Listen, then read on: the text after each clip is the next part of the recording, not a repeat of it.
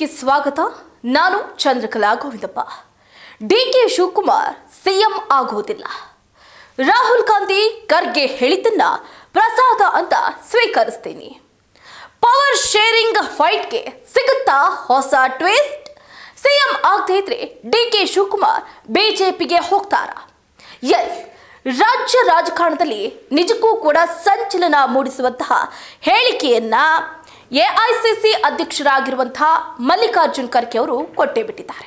ಕರ್ನಾಟಕದಲ್ಲಿ ಮುಖ್ಯವಾಗಿ ಕಾಂಗ್ರೆಸ್ ಪಾಳೆಯದಲ್ಲಿ ತಮ್ಮದೇ ಆದಂತಹ ಚಾಪನ್ನ ಮೂಡಿಸಿರುವ ಕನಕಪುರದ ಬಂಡೆ ವರ್ಷಾನುಗಟ್ಲೆ ಕನಸನ್ನ ಇಟ್ಕೊಂಡ್ ಬಂದಿದ್ದು ಒಂದೇ ಒಂದು ವಿಷಯಕ್ಕಾಗಿ.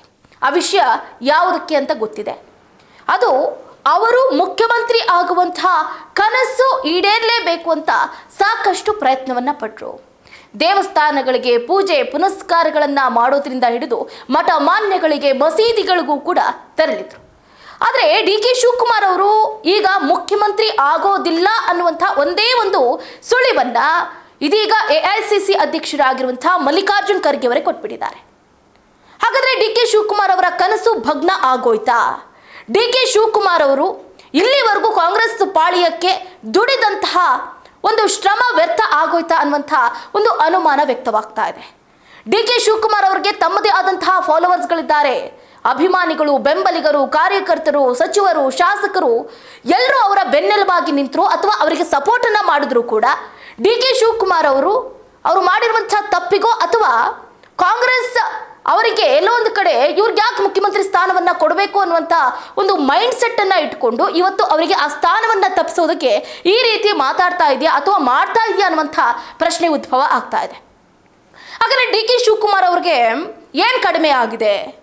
ಯಾಕೆ ಅವರಿಗೆ ಮುಖ್ಯಮಂತ್ರಿ ಸ್ಥಾನ ಸಿಗ್ತಾ ಇಲ್ಲ ಅನ್ನೋದನ್ನ ಗಮನಿಸಬೇಕಾಗುತ್ತೆ. ನೋಡಿ, ಮುಖ್ಯವಾಗಿ ಡಿಕೆ ಶಿವಕುಮಾರ್ ಅವರಿಗೆ ಪಕ್ಷವನ್ನ ಮುನ್ನಡೆಸ್ಕೊಂಡು ಹೋಗುವಂತಹ ತಾಕತ್ತಿದೆ, ಸ್ಥೈರ್ಯ ಇದೆ.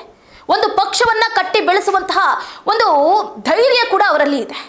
ಬಿಜೆಪಿಯನ್ನ ತಲೆ ಕೆಳಗಾಗಿಸಿ ಈ ಬಾರಿ ವಿಧಾನಸಭಾ ಚುನಾವಣೆಯಲ್ಲಿ 2023ರ ವಿಧಾನಸಭಾ ಚುನಾವಣೆಯಲ್ಲಿ ಯಾವ ರೀತಿ ಫೈಟ್ ಕೊಟ್ಟರು ಅನ್ನೋದು ಗೊತ್ತಿದೆ. 5 ಗ್ಯಾರಂಟಿಗಳ ಒಡೆಯಾಗಿದ್ದಾರೆ. ಅನ್ನಭಾಗ್ಯ, ಗೃಹಜ್ಯೋತಿ, ಗೃಹಲಕ್ಷ್ಮಿ, ಯುವನಿಧಿ ಸೇರಿದಂತೆ ಶಕ್ತಿ ಯೋಜನೆಯನ್ನ ಈಗಲೂ ಕೂಡ ರಾಜ್ಯದಲ್ಲಿ ಪಸರಿಸ್ತಾ ಇದ್ದಾರೆ. ಅದರ ಕ್ರೆಡಿಟ್ ಕೂಡ ಡಿಕೆ ಶಿವಕುಮಾರ್ ಅವರಿಗೆ ಸಲ್ಲುತ್ತೆ. ಆದರೆ ಇದೆಲ್ಲ ಆಗ್ತಾ ಇದ್ರು, ಇದೆಲ್ಲವನ್ನ ಮಾಡ್ಕೊಂಡು ಬಂದಿದ್ರು ಕೂಡ ಡಿಕೆ ಶಿವಕುಮಾರ್ ಅವರಿಗೆ ಪಾಪ ಎಲ್ಲೋ ಒಂದು ಕಡೆ ಬಹಳ ಬೇಸರವನ್ನ ಉಂಟು ಮಾಡ್ತಾ ಇದೆಯಾ ಕಾಂಗ್ರೆಸ್ ಪಾಳ್ಯ. ಯಾಕೆ ಅವರಿಗೆ ಮುಖ್ಯಮಂತ್ರಿ ಸ್ಥಾನ ಕೊಡ್ತಾ ಇಲ್ಲ? ಅವ್ರೇನಾದ್ರೂ ಮುಖ್ಯಮಂತ್ರಿ ಸ್ಥಾನವನ್ನ ಕೇಳಿದ್ರು ಅನ್ಕೊಡಿ, ಇಡಿ ರೇಡ್ ಆಗುತ್ತೆ, IT ರೇಡ್ ಆಗುತ್ತೆ, ಇಲ್ಲ ಸಲ್ಲದ ರೇಡ್ಗಳಾಗುತ್ತೆ. ಡಿಕೆ ಶಿವಕುಮಾರ್ ಅವ್ರನ್ನ ಈಗಾಗಲೇ ತಿಹಾರ್ ಜೈಲ್ಗೂ ಕೂಡ ಕಳಿಸಿದ್ದಾಗಿದೆ. ಡಿಕೆ ಶಿವಕುಮಾರ್ ಅವರು ಒಟ್ಟಾರೆಯಾಗಿ ಮುಖ್ಯಮಂತ್ರಿ ಆಗಬಾರ್ದು, ಅವರ ಕನಸು ನನಸಾಗಬಾರ್ದು ಅಂತ ಬೇರೆ ಪಕ್ಷಗಳಲ್ಲಿ ಅಂದುಕೊಳ್ಳೋದು ಸಹಜ. ಆದರೆ ಹೈಕಮಾಂಡ್ನ ನಾಯಕರು ಹಾಗೆ ಸ್ವಪಕ್ಷದ ನಾಯಕರೇ ಇದೀಗ ಅಂದುಕೊಳ್ಳುವಂತಹ ಪರಿಸ್ಥಿತಿ ಬಂದಿದೆ. ಯಾಕಂತಂದ್ರೆ ಈಗ ಎಐಸಿಸಿ ಅಧ್ಯಕ್ಷ ಮಲ್ಲಿಕಾರ್ಜುನ್ ಖರ್ಗೆ ಅವರ ಅಂತ ಸ್ಟೇಟ್ಮೆಂಟ್ ಕೊಟ್ಬಿಟ್ಟಿದ್ದಾರೆ. ಆ ಸ್ಟೇಟ್ಮೆಂಟ್ ಇಂದ ಪಾಪ ಈಗ ಡಿಕೆ ಶಿವಕುಮಾರ್ ಅವರಿಗೆ ಬಹಳ ಬೇಸರ ಆಗಿದೆ. ಹಾಗಾದ್ರೆ ಏನ್ ಸ್ಟೇಟ್ಮೆಂಟ್ ಕೊಟ್ಟರು ಅಂತ ನೋಡೋದಾದ್ರೆ, ನೋಡಿ, ಕಾಂಗ್ರೆಸ್ ಪಾಳೆಯದ 2 ಬಣಗಳಲ್ಲಿ ನಾಯಕತ್ವದ ವಿಚಾರವಾಗಿ ಮೇಲಾಟ ನಡೀತಾ ಇದೆ. ಇದಕ್ಕೆ ಪರ್ಯಾಯವಾಗಿ ದಲಿತ ಮುಖ್ಯಮಂತ್ರಿ ಕೂಗು ಕೂಡ ಕೇಳಿ ಬರ್ತಾ ಇದೆ. ಇದರ ನಡುವೆ ಮುಖ್ಯಮಂತ್ರಿ ಡಿಕೆ ಶಿವಕುಮಾರ್ ಅವರು ರಾಹುಲ್ ಗಾಂಧಿ ಖರ್ಗೆ ಅವರ ತೀರ್ಮಾನ ನನಗೆ ಪ್ರಸಾದ ಇದ್ದಂತೆ ಹೇಳ್ಬಿಟ್ಟಿದ್ದಾರೆ. ಈ ಮೊದಲು ಪ್ರಯತ್ನ ವಿಫಲ ಆದ್ರೆ ಪ್ರಾರ್ಥನೆ ವಿಫಲ ಆಗುವುದಿಲ್ಲ, ಶ್ರಮಕ್ಕೆ ಯಾವಾಗಲೂ ಕೂಡ ಫಲ ಇದ್ದೇ ಇರುತ್ತೆ ಅಂತ ಹೇಳ್ತಾ ಇದ್ರು. ಹಾಗಂತ ಪ್ರಯತ್ನ ಕೈಬಿಟ್ಟಿಲ್ಲ. ವಾರದ ಹಿಂದೆ ಅಷ್ಟೇ ಸಹೋದರನೊಂದಿಗೆ ದೆಹಲಿ ಕೂಡ ಹೋಗಿ ಬಂದ್ರು. ಮತ್ತೊಂದು ಕಡೆ ಅವರದ್ದೇ ಆದಂತಹ ಬಣದಿಂದ ನಾಯಕತ್ವ ಬದಲಾವಣೆ ಕೂಗು ಕೂಡ ಕೇಳಿ ಬರ್ತಾ ಇದೆ. ಎದುರಾಳಿ ಬಣ ದಲಿತ ಸಿಎಂ ದಾಳವನ್ನು ಕೂಡ ಉರುಳಿಸಿದೆ. ಇದಕ್ಕೆ ಪೂರಕವಾಗಿ ಸಾಮಾನ್ಯವಾಗಿ ದಲಿತ ಸಿಎಂ ಅದರಲ್ಲೂ ತಮ್ಮ ರೀ ಎಂಟ್ರಿಯನ್ನ ತಳ್ಳಿ ಹಾಕ್ತಾ ಇದ್ದಂಥ ಎಐಸಿಸಿ ಅಧ್ಯಕ್ಷ ಮಲ್ಲಿಕಾರ್ಜುನ್ ಖರ್ಗೆ ಅವರು ಪಕ್ಷದ ತೀರ್ಮಾನ ಏನೇ ಇದ್ರೂ ಕೂಡ ಸ್ವೀಕರಿಸೋದಾಗಿ ಹೇಳಿದ್ದಾರೆ. ಇದು ಡಿಸಿಎಂ ಬಣವನ್ನ ತುಸು ಇಕ್ಕಟ್ಟಿಗೆ ಸಿಲುಕಿದಂತೆ ಮಾಡ್ತಾ ಇದೆ. ಹಾಗಾಗಿ ಖರ್ಗೆ ತೀರ್ಮಾನವನ್ನ ಪ್ರಸಾದವಾಗಿ ಸ್ವೀಕರಿಸುವುದಾಗಿ ಡಿಸಿಎಂ ಡಿಕೆ ಶಿವಕುಮಾರ್ ಅವರು ಕೂಡ ಹೇಳಿಬಿಟ್ಟಿದ್ದಾರೆ. ಇದು ಪಕ್ಷದ ವಲಯದಲ್ಲಿ ಹೊಸ ರೀತಿಯ ವಿಶ್ಲೇಷಣೆಗೆ ಎಡೆ ಮಾಡಿಕೊಟ್ಟಿದೆ ಅಂದ್ರೂ ಕೂಡ ತಪ್ಪಾಗ್ಲಿಕ್ಕಿಲ್ಲ. ನೋಡಿ, ಕೆಪಿಸಿಸಿ ಕಚೇರಿ ಆವರಣದಲ್ಲಿ ಏನೋ ಎಐಸಿಸಿ ಅಧ್ಯಕ್ಷರು ಪಕ್ಷದ ತೀರ್ಮಾನ ಏನೇ ಇದ್ರೂ ಕೂಡ ಸ್ವೀಕಾರ ಮಾಡಬೇಕು, ಅದರಲ್ಲಿ ಯಾವುದೇ ರೀತಿಯಾದಂಥ ಆ ಮಾತನ್ನ ತೆಗೆದು ಹಾಕೋ ಹಾಗಿಲ್ಲ. ಅಧ್ಯಕ್ಷ ಮಲ್ಲಿಕಾರ್ಜುನ್ ಖರ್ಗೆ ಅವರು ಪಕ್ಷದ ಅಧಿನಾಯಕ ರಾಹುಲ್ ಗಾಂಧಿ ಸೇರಿದಂತೆ ಹೈಕಮಾಂಡ್ ತೀರ್ಮಾನವನ್ನ ಅವರು ಪ್ರಸಾದ ಅಂತ ಸ್ವೀಕರಿಸ್ತಾರೆ, ಅದು ನಮ್ಗೆ ಗೊತ್ತಿದೆ. ಅದಾದ ನಂತರ ಕೆಪಿಸಿಸಿ ಕಚೇರಿಯಲ್ಲಿ ಮಾತಾಡಿದ ನಂತರ ವಿಧಾನಸೌಧದಲ್ಲೂ ಕೂಡ ಸುದ್ದಿಗೋಷ್ಠಿಯಲ್ಲಿ ಮಾತಾಡ್ತಾರೆ. ಹೈಕಮಾಂಡ್ ಭೇಟಿ ಬಗ್ಗೆ ಕೇಳಿದಾಗ ನಿಮಗೆ ರಾಜಕೀಯ ಬಿಟ್ಟರೆ ಬೇರೆ ಏನೂ ಇಲ್ವಾ? ಅದಕ್ಕೆಲ್ಲ ಮುಹೂರ್ತ ಇದೆ ಬಿಡಿ, ನೀವ್ಯಾಕೆ ತಲೆ ಕೆಡಿಸ್ಕೊಳ್ತೀರಿ? ನಮಗೆ ಗೊತ್ತಿದೆ ನಾವೇನು ಮಾಡಬೇಕು ಅಂತ, ನಿಮ್ಮನ್ನ ಕೇಳಿ ಮಾಡುವಂಥ ಅಗತ್ಯತೆ ಇಲ್ಲ ಅಂತ ವಿಧಾನಸೌಧದಲ್ಲೂ ಕೂಡ ಮಲ್ಲಿಕಾರ್ಜುನ್ ಖರ್ಗೆ ಅವರು ಕಾರುವಾಗೆ ನುಡಿದ್ರು. ಇದಾದ ನಂತರ ನೋಡಿ, ಒಂದು ಕಡೆ ನವೆಂಬರ್ ಕ್ರಾಂತಿ ಆಯಿತು, ಸಚಿವ ಸಂಪುಟ ವಿಸ್ತರಣೆ ಆಯಿತು. DCM DK ಶಿವಕುಮಾರ್ ಅವರು BJP ಸೇರ್ಪಡೆಗೊಳ್ಳುವಂತಹ ಗಾಳಿ ಸುದ್ದಿಯ ಬಗ್ಗೆ ಈಗಾಗಲೇ ಒಂದು ಕಡೆ ಸಚಿವ BZ ಜಮೀರ್ ಅಹಮದ್ ಖಾನ್ ಅವರು ಕೂಡ ಇದೇ ಸಂದರ್ಭದಲ್ಲಿ ಮಾತಾಡಿದ್ರು, ಪ್ರತಿಕ್ರಿಯೆಯನ್ನು ಕೊಟ್ಟರು. ಏನಂತಂದ್ರೆ ಇದೆಲ್ಲ BJP ಹುಟ್ಟಾಕಿರುವಂತಹ ಸುಳ್ಳು ಸುದ್ದಿ ಅಂತೆ. ಒಂದು ವೇಳೆ ಮುಖ್ಯಮಂತ್ರಿ ಆಕಾಂಕ್ಷಿಯಾಗಿರುವಂತಹ DK ಶಿವಕುಮಾರ್ ಅವರು ಆ ಹುದ್ದೆಗೆ ಏರೋದಕ್ಕೆ ಸಾಧ್ಯ ಆಗದೇ ಇದ್ರೆ BJP ಸೇರ್ತಾರೆ ಅನ್ನುವ ಗಾಳಿ ಸುದ್ದಿಗೆ ವಸತಿ ಇಲಾಖೆಯ ಸಚಿವ ಹಾಗೆ ಸಿದ್ದರಾಮಯ್ಯನವರ ಪರಮಾಪ್ತ ಜಮೀರ್ ಅಹಮದ್ ಖಾನ್ ಅವರು ರಿಯಾಕ್ಟ್ ಮಾಡಿದ್ದಾರೆ. ನೋಡಿ, ನಗರಕ್ಕೆ ಅಲ್ಪಸಂಖ್ಯಾತ ಸಮುದಾಯದ ಗುದ್ದಲಿ ಪೂಜೆ ಹಾಗೆ ಶಂಕುಸ್ಥಾಪನೆ ನೆರವೇರಿಸೋದಕ್ಕೆ ಆಹ್ವಾನ ಬಂದಿತ್ತು. ಸೊ ಹಾಗಾಗಿ ಆಗಮಿಸಿದ್ದೀವಿ. ಕಾಂಗ್ರೆಸ್ನಲ್ಲಿ ಏನೂ ಗೊಂದಲ ಇಲ್ಲ, ಎಲ್ಲ BJP ಹುಟ್ಟಾಕಿರುವಂತಹ ಸುಳ್ಳು ಸುದ್ದಿಗಳಿದು.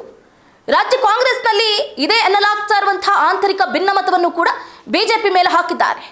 DK ಶಿವಕುಮಾರ್ ಅವರು ಮುಖ್ಯಮಂತ್ರಿ ಆಗಬೇಕು ಅನ್ನೋದು ಎಲ್ಲರ ಕನಸಾಗಿದೆ. ಇದರಲ್ಲಿ ತಪ್ಪೇನಿದೆ? ನನಗೂ ಅವರ CM ಆಗಬೇಕು ಅನ್ನುವಂಥ ಆಸೆ ಇದೆ. ಆದರೆ ಏನಿದ್ರು 2028ರ ನಂತರ, ಅಲ್ಲಿವರೆಗೆ ಸಿದ್ದರಾಮಯ್ಯನವರೇ CM. ಇದನ್ನ ಜಮೀರ್ ಅಹಮದ್ ಖಾನ್ ಅವರು ಹೇಳಿದ್ರು. ಇನ್ನು ಸಿದ್ದರಾಮಯ್ಯನವರು ಮುಖ್ಯಮಂತ್ರಿ ಕುರ್ಚಿಯಲ್ಲಿ ಕೂತಿದ್ದಾರೆ, 5 ವರ್ಷ ಅವರೇ CM ಆಗ್ತಾರೆ. 2028ರವರೆಗೆ ಅವರೇ ಹುದ್ದೆಯಲ್ಲಿ ಇರ್ತಾರೆ. 2028ರ ನಂತರ DK ಶಿವಕುಮಾರ್ ಅವರು CM ಆಗಲಿ, ಆದರೆ ಈಗಲ್ಲ ಅಂತ ಜಮೀರ್ ಹೇಳಿದ್ದಾರೆ. ನವೆಂಬರ್ ಕ್ರಾಂತಿ ಎನ್ನುವ ಸುದ್ದಿ ಎಲ್ಲ ಸುಳ್ಳು. ಪೂರ್ಣಾವಧಿಗೆ ಸಿದ್ದರಾಮಯ್ಯನವರೇ ಮುಖ್ಯಮಂತ್ರಿ. ಸಿದ್ದರಾಮಯ್ಯ ಹಾಗೆ DK ಶಿವಕುಮಾರ್ ಅಣ್ಣ ತಮ್ಮನ ರೀತಿಯಲ್ಲಿ ಒಟ್ಟಾಗಿ ಜೊತೆಯಾಗಿ ಕೆಲಸವನ್ನ ಮಾಡ್ತಾರೆ, ಮುಂದೇನು ಜೊತೆಯಾಗಿಯೂ ಕೂಡ ಇರ್ತಾರೆ ಅಂತ ಜಮೀರ್ ಹೇಳಿದ್ರು. ಇನ್ನು ನಾನು ಬೇರೆ ಪಾರ್ಟಿಯಿಂದ ಕಾಂಗ್ರೆಸ್ ಸೇರ್ಪಡೆಗೊಂಡವರು, JDSನಲ್ಲಿದ್ದೆ, ಆದರೆ DK ಶಿವಕುಮಾರ್ ಹಾಗಲ್ಲ ಅಲ್ವಾ, ಅವರದ್ದು ಬ್ಲಡ್ಡೇ ಕಾಂಗ್ರೆಸ್ಸು. BJPಗೆ ಹೋಗ್ತಾರೆ ಅನ್ನೋದು ಸುಳ್ಳು ಸುದ್ದಿ, ಎಲ್ಲ BJPಯವರ ಸುಳ್ಳಿನ ಫ್ಯಾಕ್ಟರಿಯಿಂದ ಬಂದಂತಹ ಸುದ್ದಿ ಅಂತ ಜಮೀರ್ ಅಹಮದ್ ಖಾನ್ ಅವರು ಹೇಳಿದ್ದಾರೆ. ಇನ್ನು ಬಿಹಾರದ ವಿಧಾನಸಭಾ ಚುನಾವಣೆ ಮುಗಿತಾ ಇದ್ದಂತೆ ಕರ್ನಾಟಕ ಕಾಂಗ್ರೆಸ್ನಲ್ಲೂ ಕೂಡ ಹಲವು ಬದಲಾವಣೆ ಆಗುತ್ತೆ ಅಂತ ಹಿರಿಯ ಕಾಂಗ್ರೆಸ್ನ ಶಾಸಕ KN ರಾಜಣ್ಣ ಹೇಳಿದರು. ಜೊತೆಗೆ DK ಶಿವಕುಮಾರ್ ಅವರು CM ಆದರೆ ಕಾಂಗ್ರೆಸ್ ಬಾಗಿಲು ಬಂದ್ ಮಾಡಬೇಕಾಗುತ್ತೆ ಅಂತಲೂ ಕೂಡ ರಾಜಣ್ಣ ಹೇಳಿದರು. ಈಗ ಯತೀಂದ್ರ ಸಿದ್ದರಾಮಯ್ಯನವರು ಕೂಡ ಹೇಳಿಕೆಯನ್ನ ಕೊಟ್ಟರು. ಮುಖ್ಯಮಂತ್ರಿ ಬದಲಾವಣೆ ವಿಚಾರದಲ್ಲಿ ಹೊಸ ಸಮೀಕರಣಕ್ಕೆ ನಾಂದಿ ಹಾಡ್ತು. ಅವರು ಲೋಕೋಪಯೋಗಿ ಇಲಾಖೆಯ ಸಚಿವ ಸತೀಶ್ ಜಾರಕಿಹೊಳಿ ಅವರ ಹೆಸರನ್ನ ಮುನ್ನೆಲೆಗೆ ತಂದಿದ್ದು ಎಲ್ರಿಗೂ ಕೂಡ ಗೊತ್ತಿದೆ. ಅದಾದ ನಂತರ ನೋಡಿ, ಒಂದು ಕಡೆ ಜಮೀರ್ ಅಹಮದ್ ಖಾನ್ ಅವರು ಹೇಳ್ತಾರೆ, ಸದ್ಯಕ್ಕೆ DK ಶಿವಕುಮಾರ್ ಅವರು ಮುಖ್ಯಮಂತ್ರಿ ಆಗುವಂಥ ಕನಸನ್ನ ಕಟ್ಟಿಟ್ಬಿಡಬೇಕು. 2028ಕ್ಕೆ ಬೇಕಾದ್ರೆ ಮುಖ್ಯಮಂತ್ರಿ ಆಗಲಿ, ಸದ್ಯದ ಪರಿಸ್ಥಿತಿಗೆ ಅವರು ಮುಖ್ಯಮಂತ್ರಿ ಆಗಲ್ಲ, ಆಗೋದು ಇಲ್ಲ. ಪರಿಪೂರ್ಣ ಮುಖ್ಯಮಂತ್ರಿಯಾಗಿ ಮುಂದುವರಿತಾರೆ ವಿನಃ ಸಿದ್ದರಾಮಯ್ಯನವರು DK ಶಿವಕುಮಾರ್ ಅವರಿಗೆ ಯಾವುದೇ ರೀತಿಯಾದಂತಹ ಸ್ಥಾನಮಾನ ಸಿಗೋದಿಲ್ಲ ಅಂತ ಕಡಾಖಂಡಿತವಾಗಿ ಹೇಳಿದ್ದಾಯ್ತು. ಇತ್ತ ಸತೀಶ್ ಜಾರಕಿಹೊಳಿ ಅವರು ಕೂಡ 2028ಕ್ಕೆ ನಾನೇ ಮುಖ್ಯಮಂತ್ರಿ ಆಗ್ತೀನಿ, ದೇರ್ ಇಸ್ ನೋ ಡೌಟ್ ಅಂತ ಈ ಹಿಂದೆನೇ ಹೇಳಿಕೆಯನ್ನು ಕೊಟ್ಬಿಟ್ರು.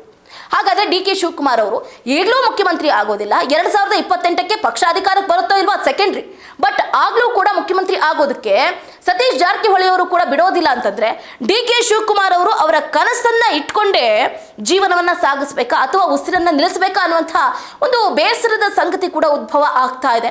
DK ಶಿವಕುಮಾರ್ ಅವರು ಪಾಪ ಪಟ್ಟು ಹಿಡಿದು ಮುಖ್ಯಮಂತ್ರಿ ಆಗ್ತಾ ಇದ್ರು 2023ರಲ್ಲೇ, ಬಟ್ ಸಿದ್ದರಾಮಯ್ಯನವರು ಬಿಡಲಿಲ್ಲ. ನನಗೆ ಇನ್ನೇನು ವಯಸ್ಸಾಗೋಯ್ತು, ಮುಖ್ಯಮಂತ್ರಿ ಆಗಿ ಇನ್ನೇನು ನಾನು ನನ್ನ ಸ್ಥಾನವನ್ನು ತ್ಯಜಿಸಿಬಿಡ್ತೀನಿ, ಒಂದೇ ಒಂದು ಅವಕಾಶವನ್ನು ಕೊಡಿ ಅಂತ ಹೈಕಮಾಂಡ್ ನಾಯಕರ ಜೊತೆಯಲ್ಲೂ ಕೂಡ ಬಹಳ ಒಂಥರ ಅವರ ಜೊತೆಯಲ್ಲಿ ಆಪ್ತರ ಜೊತೆಯಲ್ಲಿ ಒಂದು ಮನವಿಯನ್ನು ಕೂಡ ಮಾಡಿಕೊಂಡ್ರು. ಆ ಮನವಿಗೆ DK ಶಿವಕುಮಾರ್ ಅವರು ಕೂಡ ಮನಸೋತರು. ಪಾಪ ಇನ್ನೇನು ಮಾಡೋಕ್ಕಾಗುತ್ತೆ, ಅವ್ರಿಗೂ ಆಪ್ಷನ್ ಇರಲಿಲ್ಲ. ಹೈಕಮಾಂಡ್ನ ನಾಯಕರು ಮುಖ್ಯವಾಗಿ ಸೋನಿಯಾ ಗಾಂಧಿ ಆಗಿರ್ಬೋದು, ರಾಹುಲ್ ಗಾಂಧಿ ಆಗಿರ್ಬೋದು, ಖರ್ಗೆ ಆಗಿರ್ಬೋದು, ರಣದೀಪ್ ಸಿಂಗ್ ಸುರ್ಜೇವಾಲಾ ಆಗಿರ್ಬೋದು, ವೇಣುಗೋಪಾಲ್ ಅವರು ಕರೆಸಿ DK ಶಿವಕುಮಾರ್ ಅವರನ್ನ ಮನವೊಲಿಸಿದ್ರು. ನೋಡಿ, ನೀವು ನಮ್ಮ ಮನೆ ಮಗ ಇದ್ದಂತೆ, ನಿಮಗೆ ಯಾವತ್ತೂ ಕೂಡ ದ್ರೋಹ ಆಗೋದಕ್ಕೆ ನಾವು ಬಿಡೋದಿಲ್ಲ. 2.5 ವರ್ಷಗಳ ಕಾಲ ಸಿದ್ದರಾಮಯ್ಯನವರು ಆಡಳಿತವನ್ನ ನಡೆಸಿದ್ರೆ ಇನ್ನೂ 2.5 ವರ್ಷಗಳ ಕಾಲ ನೀವು ಮುಖ್ಯಮಂತ್ರಿಯಾಗಿ ರಾಜ್ಯವನ್ನ ಆಳಿ ಅನ್ನುವಂಥ ಒಂದು ಭರವಸೆಯನ್ನ ಕೊಟ್ಟಿದ್ರು ಅಂತ ಹೇಳಲಾಗ್ತಾ ಇದೆ. ಈಗಲೂ ಕೂಡ DK ಶಿವಕುಮಾರ್ ಅವರು ಅದನ್ನ ಗುನುಕ್ತಾರೆ, ಆದರೆ ಅದು ಪ್ರಸ್ತುತಕ್ಕೆ ಬರಲಿಲ್ಲ. DK ಶಿವಕುಮಾರ್ ಅವರಿಗೆ ಪಾಪ ಎಲ್ಲೋ ಒಂದು ಕಡೆ ಬೇಸರವನ್ನ ಉಂಟು ಮಾಡ್ತಾ ಇದೆ ಹೈಕಮಾಂಡ್ ಅನ್ನೋದಕ್ಕೆ ಈಗ AICC ಅಧ್ಯಕ್ಷ ಮಲ್ಲಿಕಾರ್ಜುನ್ ಖರ್ಗೆ ಅವರು ಕೊಟ್ಟಿರುವಂತಹ ಹೇಳಿಕೆನೆ ಒಂದು ಕಡೆ ಪುಷ್ಟಿಯನ್ನ ನೀಡ್ತಾ ಇದೆ. DK ಶಿವಕುಮಾರ್ ಅವರು ಕೊನೆಗೂ ಕೂಡ ಮುಖ್ಯಮಂತ್ರಿ ಆಗೋದೇ ಇಲ್ಲ. ಇದು ಅವರ ಅಭಿಮಾನಿಗಳಿಗೆ ಬಹಳ ಬೇಸರವನ್ನ ಉಂಟು ಮಾಡ್ತಾ ಇದೆ. DK ಶಿವಕುಮಾರ್ ಪಾಪ ನಿನ್ನೆಯಷ್ಟೇ ಅವರ ಮಗಳಿಗೆ ಹೆಣ್ಣು ಮಗು ಆಯಿತು. ಶುಕ್ರವಾರವೇ ಮನೆಗೆ ಮಹಾಲಕ್ಷ್ಮಿಯ ಆಗಮನ ಕೂಡ ಆಯಿತು. ಇದೇ ಸಂದರ್ಭದಲ್ಲಿ DK ಶಿವಕುಮಾರ್ ಅವರಿಗೆ ಒಂದು ಕಡೆ ಬೇಸರದ ಒಂದು ಹೇಳಿಕೆ ಕೂಡ ಮನಸ್ಸಿಗೆ ತಟ್ಟಿದೆ. ಏನು ಖರ್ಗೆ ಅವರು ಈ ರೀತಿ ಹೇಳಿಕೆಯನ್ನು ಕೊಡ್ತಾರೆ ಅಂತ ಯಾರು ಕೂಡ ಎಕ್ಸ್ಪೆಕ್ಟ್ ಮಾಡಿರಲಿಲ್ಲ.